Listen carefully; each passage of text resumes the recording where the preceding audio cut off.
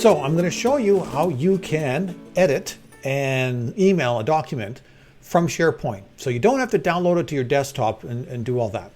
So let's take a look at the file that I have here in SharePoint right now. If I just click on this, it's going to automatically open up using Microsoft Word for the web. So by clicking on the document, it'll open up here to this view here. Not as feature rich as Microsoft Word, but for the most part, a lot of the stuff that you need to do can be done. When I take a look at the share button up here, I can share this out, but this is intended to share a link to this document stored in the cloud. We're in SharePoint right now. We should not be sending copies of files. We should be using one file and collaboratively working on that document together. So when I use this share link here, it is just going to send a link that says this person now can have access to edit or whatever I decide to do with that link. So what I actually need to do is get into Microsoft Word, the desktop. And there's a couple ways to do that. If I'm already editing in the document like we see here, I can go up top here and I can select Open in the Desktop app. So instead of my having to download it, it just says, hey, here's this file stored in Microsoft Land in the cloud. I click on that. It will now open it up in Microsoft Word. And I pop over to here. Here I am in Microsoft Word.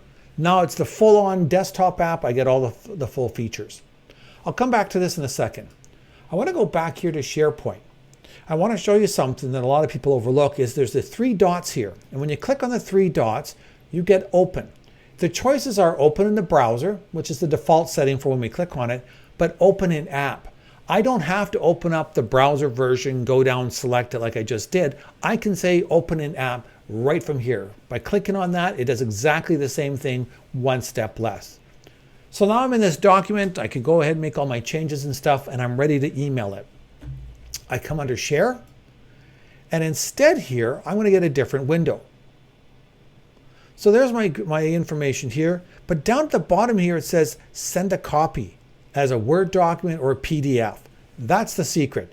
You select one of those items, whichever way you want to do, put in the email in there, and off it goes as that particular document. So now you've been able to send it off, and we're still able to keep everything in here that we want. But the nice thing is, as we see here, the nice thing is we did not have to download the file. We don't have multiple copies of the file. It's the one file in SharePoint. There's a copy of the PDF that we're going to send off, and now we just send it off just like we would a regular email.